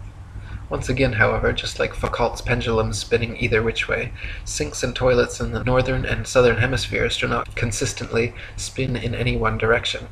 Sinks and toilets in the very same household are often found to spin opposite directions, depending entirely upon the shape of the basin and the angle of the water's entry, not the supposed rotation of the earth. 142. People claim that if the earth were flat, they should be able to use a telescope and see clear across the oceans. This is absurd, however, as the air is full of precipitation, especially over the oceans, and especially at the lowest, densest layer of atmosphere, is not transparent. Picture the blurry haze over roads on hot, humid days. Even the best telescope will blur out long before you could see across an ocean. You can, however, use a telescope to zoom in much more of our flat Earth than would be possible on a ball 25,000 miles in circumference. 143. People claim that if the Earth were flat, with the sun circling over and around us, we should be able to see the sun from everywhere, all over the earth, and there should be daylight, even at nighttime. Since the sun is not 93 million miles away, but rather just a few thousand, and shining down like a spotlight, once it is moved significantly far enough away from your location, it becomes invisible beyond the horizon, and daylight slowly fades until it completely disappears. If the Sun were 93 million miles away and the Earth a spinning ball, the transition from daylight to night would instead be almost instantaneous as you passed the terminator line. 144. Pictures of the Moon appearing upside down in the southern hemisphere and right side up in the north are often cited as proof of the ball Earth, but once again, upon closer inspection, provide another proof of the flat model. In fact, time-lapse photography shows the Moon itself turns clockwise like a wheel as it circles over and around the Earth. You can find pictures of the Moon at 360 degrees of various inclination from all over the Earth, simply depending on where and when the picture was taken. 145. Heliocentrists believe the Moon is a ball, even though its appearance is clearly that of a flat luminous disk. We only ever see the same one face, albeit at various inclinations, of the Moon, yet it is claimed that there is another dark side of the Moon which remains hidden. NASA states the Moon spins opposite the spin of the Earth in such a perfectly synchronized way that the motions cancel each other out, so we will conveniently never be able to observe the supposed dark side of the Moon outside of their terrible fake CGI images. Fact of the matter is, however, if the Moon were a sphere, observers in Antarctica would see a different face from those at the equator, yet they do not. Just the same flat face rotated at various degrees. 146. The ball Earth model claims the Moon orbits around the Earth once every 28 days, yet it is plain for anyone to see that the Moon orbits around the Earth every single day. The Moon's orbit is slightly slower than the Sun's, but follows the Sun's same path from tropic to tropic, solstice to solstice, making a full circle over the Earth in just under 25 hours. 147. The ball Earth model claims the Sun is precisely 400 times larger than the Moon and 400 times further away from Earth, making them falsely appear exactly the same size. Once again, the ball model asks us to accept as coincidence something that cannot be explained other than by natural design. The Sun and Moon occupy the same amount of space in the sky and have been measured with sextants to be of equal size and equal distance, so claiming otherwise is against our eyes, experience, experiments, and common sense. 148. Quoting Earth Not a Globe by Samuel Rowbotham, it is found by observation that the stars come to the meridian about 4 minutes earlier every 24 hours than the Sun, taking the solar time as the standard. This makes 120 minutes every 30 days and 24 hours in the year, hence all the constellations have passed before or in advance of the Sun at that time. This is the simple fact as observed in nature, but the theory of rotundity and motion on axes and in an orbit has no place for it. Visible truth must be ignored because this theory stands in the way and prevents its votaries from understanding it. 149. Throughout thousands of years, the same constellations have remained fixed in their same patterns without moving out of position whatsoever. If the Earth were a big ball spinning around a bigger sun, spinning around a bigger galaxy, shooting off from the biggest bang, as NASA claims, it is impossible that the constellations would remain so fixed. Based on their model, we should, in fact, have an entirely different night sky every single night and never repeat exactly the same star pattern twice. 150. If Earth were a spinning ball, it would be impossible to photograph star trail time-lapses turning perfect circles around Polaris anywhere but the North Pole. At all other vantage points, the stars would be seen to travel more or less horizontally across the observer's horizon due to the alleged 1,000-mile-per-hour motion beneath their feet. In reality, however, Polaris's surrounding stars can always be photographed turning perfect circles around the central star all the way down to the Tropic of Capricorn. 151. If Earth were a spinning ball revolving around the Sun, it would actually be impossible for star trail photos to show perfect circles even at the North Pole. Since the Earth is also allegedly moving 67,000 miles per hour around the Sun moving 500,000 miles per hour around the Milky Way, and the entire galaxy going 67 million miles per hour, these four contradictory motions would make star trail time lapses all show irregular curved lines. 152. In 2003, 3 university geography professors collaborated in an experiment to prove that the state of Kansas is indeed actually flatter than a pancake. Using topographical geodetic surveys covering over 80,000 square miles, it was determined that Kansas has a flatness ratio of 0.9997 over the entire state, while the average pancake, precisely measured using a confocal laser microscope, comes in at 0.957, making Kansas thereby literally flatter than a pancake. 153. Quoting Reverend Thomas Milner's Atlas of Physical Geography, we find that vast areas exhibit a perfectly dead level, scarcely a rise existing through 1,500 miles from the Carpathians to the Urals. South of the Baltic, the country is so flat that a prevailing north wind will drive the waters of the Stettiner Half into the mouth of the Oder, and give the river a backwards flow 30 or 40 miles.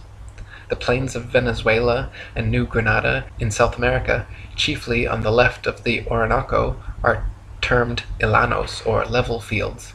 Often, in the space of 270 square miles, the surface does not vary a single foot. The Amazon only falls 12 feet in the last 700 miles of its course. The La Plata has only a descent of 1/33 of an inch per mile. 154. The Felix Baumgartner Red Bull Dive outside camera shows the same amount of curvature of Earth from surface level to jump height, proving it to be a deceiving fish-eyed wide-angle lens, while the inside regular camera shows a perfectly flat horizon eye level at 128,000 feet, which is only consistent with a flat plane. 155. Some people claim to have seen the curvature of the Earth out their airplane windows. The glass used in all commercial airplanes, however, is curved to remain flush with the fuselage. This creates a slight effect mixed with the confirmation bias people mistake for being the alleged curvature of the Earth. In actuality, the fact that you see the horizon at eye level at 35,000 feet out both port and starboard windows proves the Earth is flat. If the Earth were a ball, no matter how big, the horizon would stay exactly where it was, and you would have to look down further and further to see the horizon at all. Looking straight out the window at 35,000 feet, you should see nothing but outer space from the port and starboard windows, as the Earth and horizon are supposed to be below you. If they are visible at eye level outside both windows, it's because the Earth is flat. 156. People also claim to see curvature in GoPro or other high-altitude camera footage of the horizon. While it is true that the horizon often appears convex in such footage, it just as often appears concave or flat depending on the tilt and movement of the camera. The effect is simply a distortion due to wide-angle lenses. In lens-corrected and footage taken without wide-angle technology, all amateur, high-altitude horizon shots appear perfectly flat. 157. If gravity magically dragged the atmosphere along with the spinning ball Earth, that would mean the atmosphere near the equator would be spinning at over 1,000 miles per hour. The atmosphere over the mid-latitudes would be spinning around 500 miles per hour, and gradually slower to the poles, where the atmosphere would be unaffected at 0 miles per hour. In reality, however, the atmosphere at every point on Earth is equally unaffected by this alleged force, as it has never been measured or calculated and proven non-existent by the ability of airplanes to fly unabated in any direction without experiencing any such atmospheric changes. 158. If gravity magically dragged the atmosphere along with the spinning ball Earth, that would mean the higher the altitude, the faster the spinning atmosphere would have to be turning around the center of rotation. In reality, however, if this were happening, then rain and fireworks would behave entirely differently as they fell down through progressively slower and slower spinning atmosphere.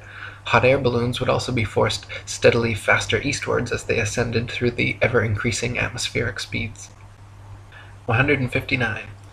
If there were progressively faster and faster spinning atmosphere the higher the altitude, that would mean it would have to abruptly end at some key altitude where the fastest layer of gravitized spinning atmosphere meets the supposed non-gravitized, non-spinning, non-atmosphere of infinite vacuum space. NASA has never even mentioned what altitude this impossible feat allegedly happens, but it is easily philosophically refuted by the simple fact that vacuums cannot exist connected to non-vacuums while maintaining the properties of a vacuum. Not to mention, the effect such a transition would have on a rocket spaceship would be disastrous. 160. It is impossible for rockets or any type of jet propulsion engines to work in the alleged non-atmosphere of vacuum space, because without air or atmosphere to push against, there is nothing to propel the vehicle forwards. Instead, the rockets and shuttles would be sent spinning around their own axis uncontrollably in all directions like a gyroscope. It would be impossible to fly to the moon or go in any direction whatsoever, especially if gravity were real and constantly sucking you towards the closest, densest body. 161. If Earth were really a ball, there would be no reason to use rockets for flying into outer space anyway, because simply flying an airplane straight at any altitude for long enough should and would send you off into outer space. To prevent their airplanes from flying tangent to the ball Earth, pilots would have to constantly course-correct downwards, or else within just a few hours, the average commercial airliner traveling 500 miles per hour would find themselves lost in outer space. The fact that this never happens, artificial horizons remain level at pilots' desired altitudes and do not require constant downward adjustments, proves the Earth is not a ball. 162. All NASA and other space agencies' rocket launches never go straight up. Every rocket forms a parabolic curve, peaks out, and inevitably starts falling back to Earth. The rockets which are declared successful are those few which don't explode or start falling too soon, but make it out of range of spectator view before crashing down into restricted waters and recovered. There is no magic altitude where rockets or anything else can simply go up, up, up, and then suddenly just start free-floating in space. This is all a science fiction illusion created by wires, green screens, dark pools, some permed hair, and zero-G planes. 163. NASA and other space agencies have been caught time and again with air bubbles forming and floating off in their official outer space footage. Astronauts have also been caught using scuba space gear, kicking their legs to move, and astronaut Luca Parmitano even almost drowned when water started filling up his helmet while allegedly on a spacewalk. It is admitted that astronauts train for their spacewalks in underwater training facilities like NASA's Neutral Buoyancy Lab, but what is obvious from their space bubbles and other blunders is that all official spacewalk footage is also fake and filmed underwater. 164. Analysis of many interior videos from the International Space Station have shown the use of camera tricks such as green screens, harnesses, and even wildly permed hair to achieve a zero-gravity type effect. Footage of the astronauts seemingly floating in the zero gravity of their space station is indistinguishable from Vomit Comet zero-G airplane footage. By flying parabolic maneuvers, this zero-G floating effect can be achieved over and over again, then edited together. For longer uncut shots, NASA has been caught using simple wires and green screen technology. 165. NASA claims one can observe the International Space Station pass by overhead, proving its existence. Yet analysis of the ISS seen through zoom cameras proves it to be some type of hologram or drone, not a physical floating space base. As you can see in my documentary ISS Hoax, when zooming in and out, the ISS dramatically and impossibly changes shape and color, displaying a prismatic rainbow effect until coming into focus, much like an old television turning on and off. 166. The geostationary communications satellite was first created by Freemason science fiction writer Arthur C. Clarke and supposedly became science fact just a decade later. Before this, radio, television, and navigation systems like LORAN and Decca were already well established and worked fine using only ground-based technologies. Nowadays, huge fiber-optic cables connect the internet across oceans, gigantic cell towers triangulate GPS signals, and ionospheric propagation allows radio waves to be bounced all without the aid of the science fiction bestseller known as satellites. 167. Satellites are allegedly floating around in the thermosphere, where temperatures are claimed to be upwards of 4,530 degrees Fahrenheit.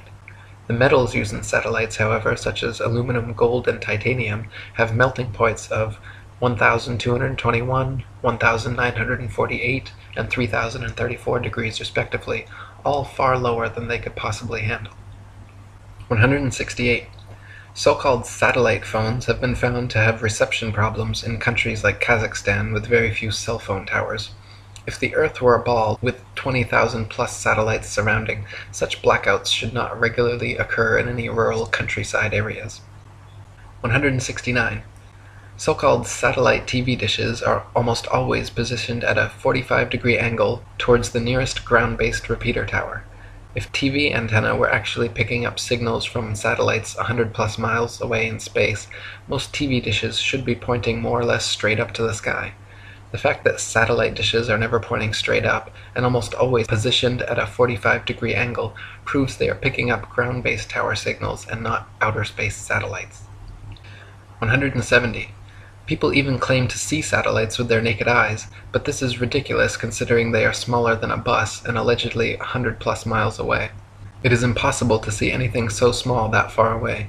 Even using telescopes, No one claims to discern the shape of satellites, but rather describes seeing passing moving lights, which could easily be any number of things, from airplanes to drones to shooting stars or other unidentified flying objects. 171.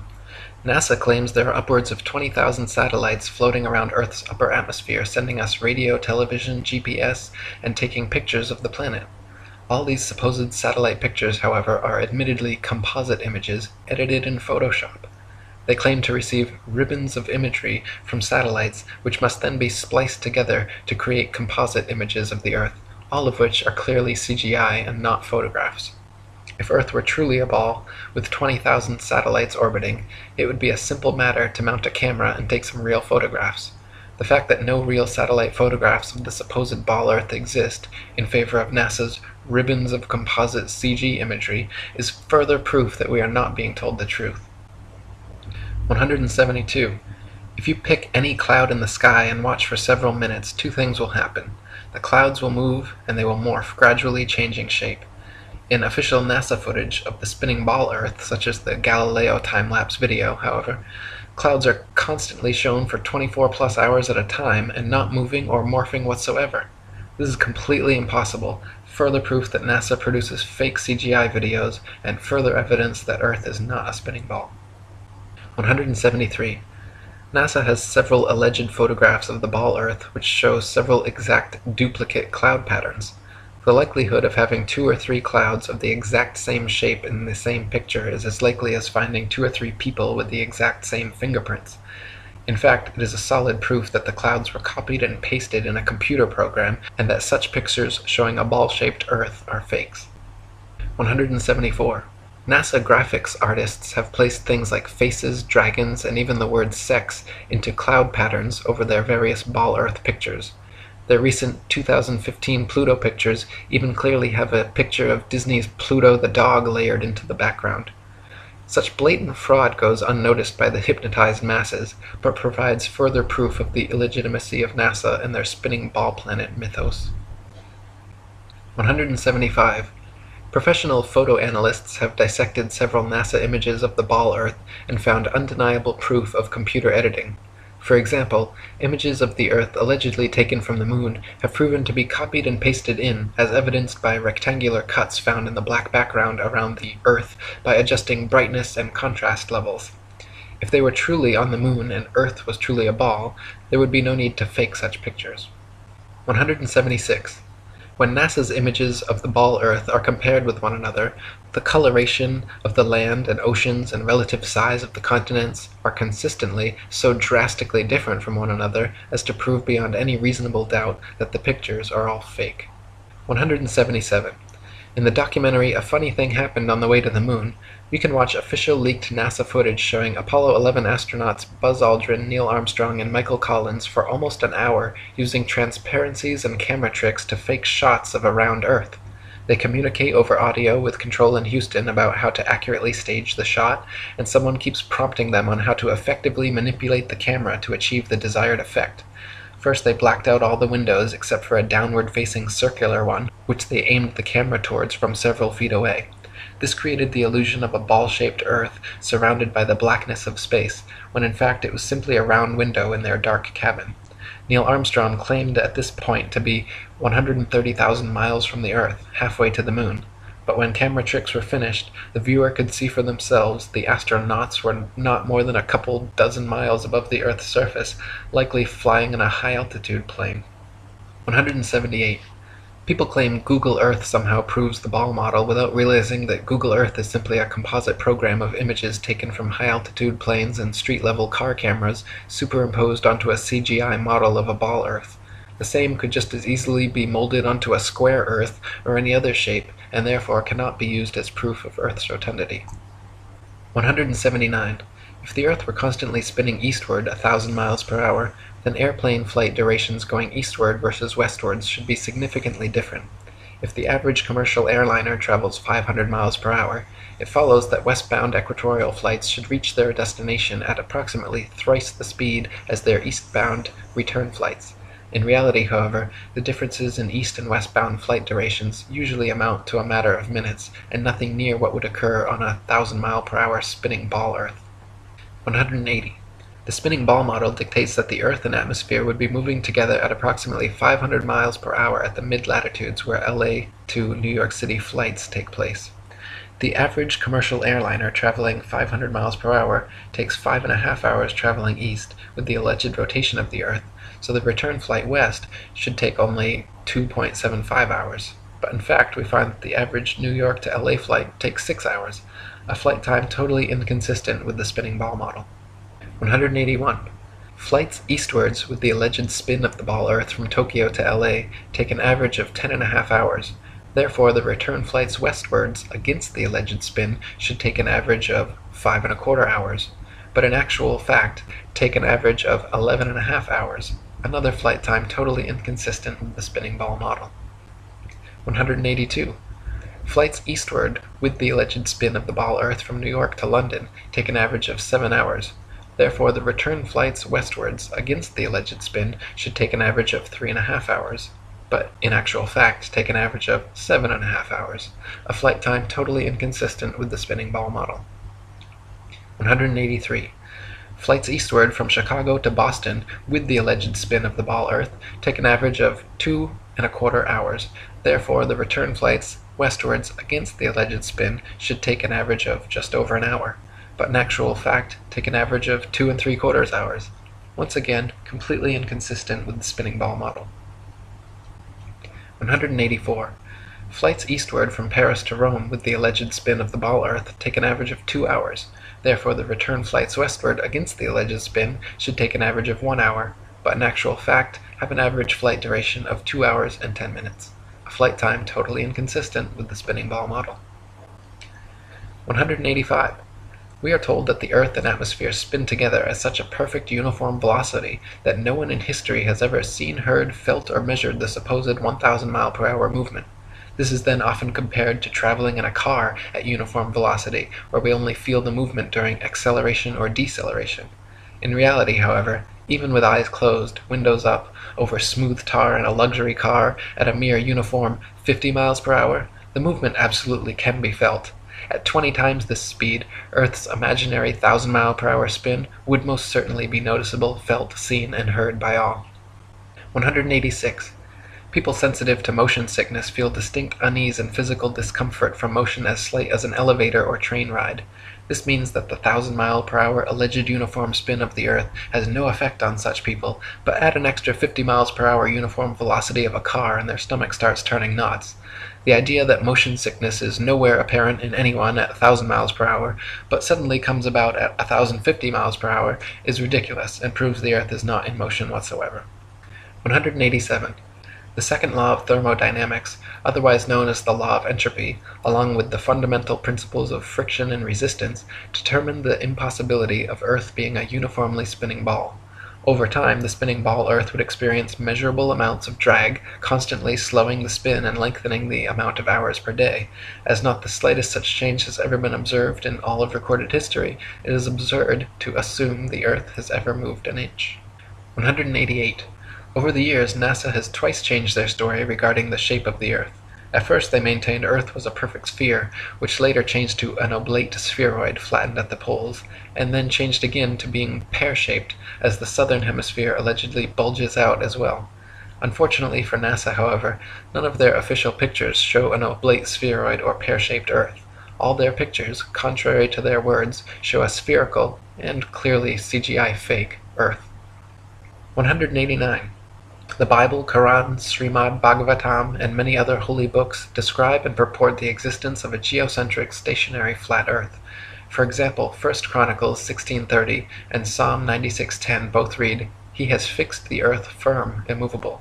And Psalm 93:1 says, "The world also is established, that it cannot be moved." The Bible also repeatedly affirms that the earth is outstretched as a plane, with the outstretched heavens everywhere above, not all around, giving a scriptural proof the earth is not a spinning ball. 190. Cultures the world over throughout history have all described and purported the existence of a geocentric stationary flat earth. Egyptians, Indians, Mayans, Chinese, Native Americans, and literally every ancient civilization on earth had a geocentric flat earth cosmology. Before Pythagoras, the idea of a spinning ball Earth was non-existent, and even after Pythagoras it remained an obscure minority view until 2,000 years later when Copernicus began reviving the heliocentric theory. 191. From Pythagoras to Copernicus, Galileo and Newton to modern astronauts like Aldrin Armstrong and Collins, to Director of NASA and Grand Commander of the 33rd Degree, C. Fred Klangknecht, the founding fathers of the spinning ball mythos have all been Freemasons. The fact that so many members of this, the largest and oldest secret society in existence, have all been co-conspirators bringing about this literal planetary revolution is beyond the possibility of coincidence and provides proof of organized collusion in creating and maintaining this multi-generational deception. 192. Quoting Terra Firma by David Wardlaw Scott, the system of the universe as taught by modern astronomers being founded entirely on theory, for the truth of which they are unable to advance one single real proof, they have entrenched themselves in a conspiracy of silence, and decline to answer any objections which may be made to their hypothesis. Copernicus himself, who revived the theory of the heathen philosopher Pythagoras and his great exponent Sir Isaac Newton, confessed that their system of a revolving earth was only a possibility and could not be proved by facts. It is only their followers who have decorated it with the name of an exact science, yea, according to them, the most exact of all the sciences. Yet one astronomer royal for England once said, speaking of the motion of the whole solar system, "The matter is left in a most delightful state of uncertainty, and I shall be very glad if anyone can help me out of it." What a very sad position for an exact science to be in is this. 193. No child or unindoctrinated man in their right mind would ever conclude or even conceive, given to their own devices, based on their own personal observations, that the earth was a spinning ball revolving around the sun. Such imaginative theories, nowhere present in anyone's daily experience, require and have required massive amounts of constant propaganda to uphold the illusion. 194. From David Wardlaw Scott.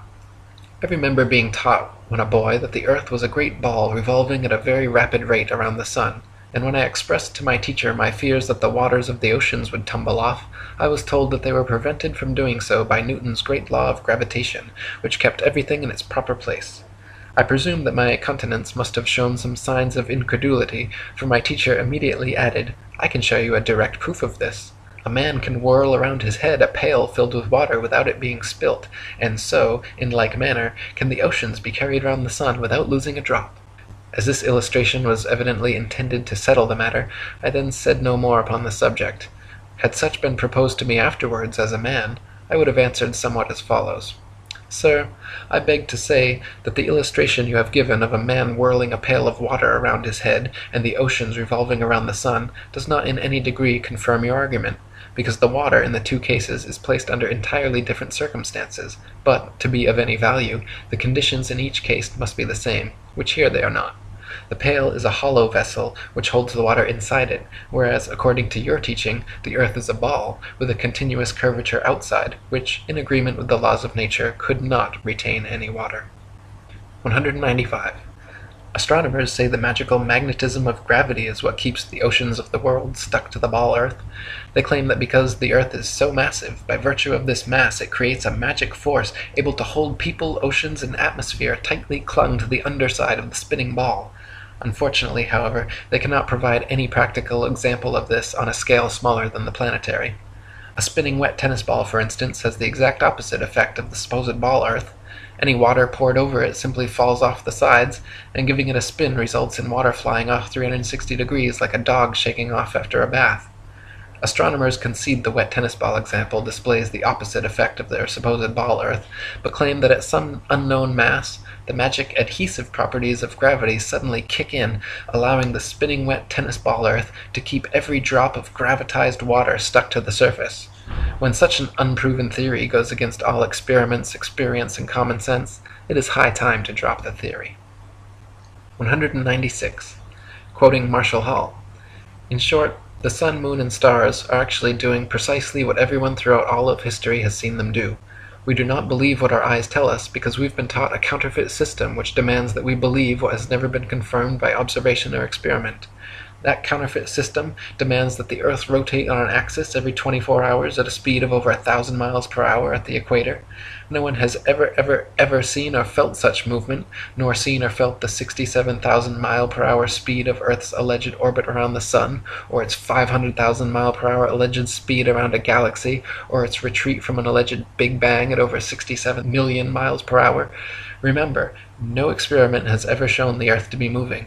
Add to that the fact that the alleged rotational speed we've all been taught as scientific fact must decrease every inch or mile one goes north or south of the equator, and it becomes readily apparent that such things as accurate aerial bombing in World War II down a chimney from 25,000 feet with a plane going any direction at high speed would have been impossible if calculated on an Earth moving below at several hundred miles per hour and constantly changing with the latitude.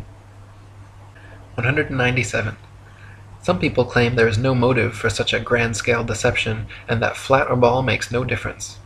By removing Earth from the motionless center of the universe, these Masons have moved us physically and metaphysically from a place of supreme importance to one of complete nihilistic indifference. If the Earth is the center of the universe, then the ideas of God, creation, and a purpose for human existence are resplendent.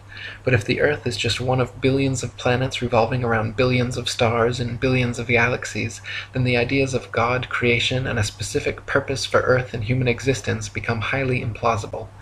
By surreptitiously indoctrinating us into their scientific materialist sun worship, not only do we lose faith in anything beyond the material, we gain absolute faith in materiality, superficiality, status, selfishness, hedonism, and consumerism. If there's no God and everyone's just an accident, then all that really matters is me, me, me. They've turned Madonna, the mother of God, into a material girl living in a material world. Their rich, powerful corporations with slick sun cult logos sell us idols to worship, slowly taking over the world while we tacitly believe their science, vote for their politicians, buy their products, listen to their music, and watch their movies, sacrificing our souls at the altar of materialism. To quote Morris Klein, the heliocentric theory, by putting the sun at the center of the universe, made man appear to be just one of a possible host of wanderers drifting through a cold sky. It seemed less likely that he was born to live gloriously and to attain paradise upon his death.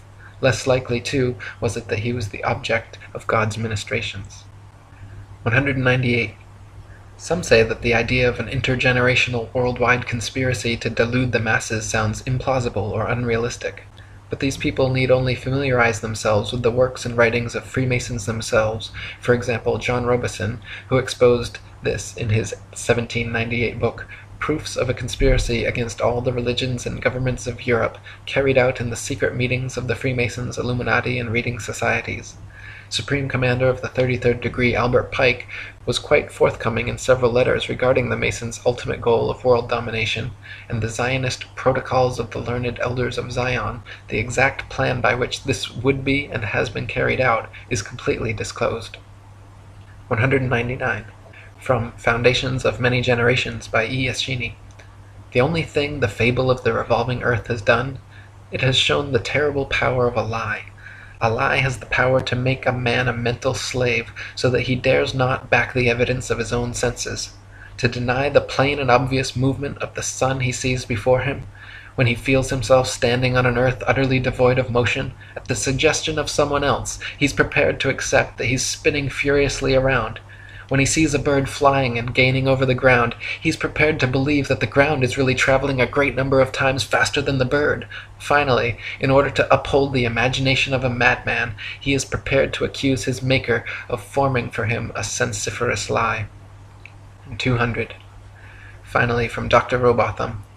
Thus we see that this Newtonian philosophy is devoid of consistency. Its details are the result of an entire violation of the laws of legitimate reasoning, and all its premises are assumed. It is, in fact, nothing more than an assumption upon assumption, and the conclusions derived therefrom willfully considered as things proved, and to be employed as truths to substantiate the first and fundamental assumptions. Such a juggle and jumble of fancies and falsehoods, extended and intensified as in theoretical astronomy, is calculated to make the unprejudiced inquirer revolt with horror from the terrible conjuration which has been practised upon him, to sternly resolve to resist its further progress, to endeavor to overthrow the entire edifice, and to bury in its ruins the false honors which have been associated with its fabricators, and which still attach to its devotees. For the learning, the patience, the perseverance, and devotion for which they have ever been examples, honor and applause need not be withheld, but their false reasoning, the advantages they have taken of the general ignorance of mankind in respect to astronomical subjects, and the unfounded theories they have advanced and defended, cannot be otherwise than regretted, and ought to be by every means possible uprooted. For more information about our flat Earth, read The Flat Earth Conspiracy by Eric Dubay, and visit atlanteanconspiracy.com and ifers.boards.net.